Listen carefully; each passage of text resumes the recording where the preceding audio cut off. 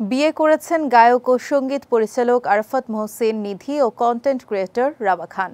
৪ April ঢাকার একটি রেস্তোরাঁয় তাদের বিয়ের আনুষ্ঠানিকতা হয়েছে।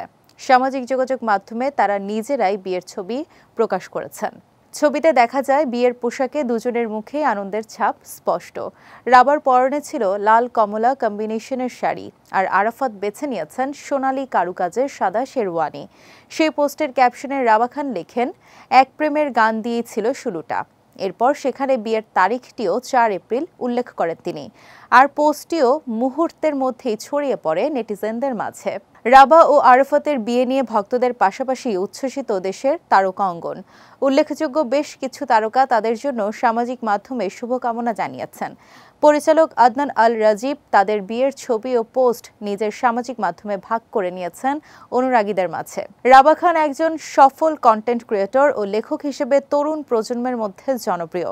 অন্যদিকে আরাফাত মোহসিন গান গাওয়ার পাশাপাশি নাটক ও বিজ্ঞাপন নির্মাণে নিজের অবস্থান তৈরি করেছেন।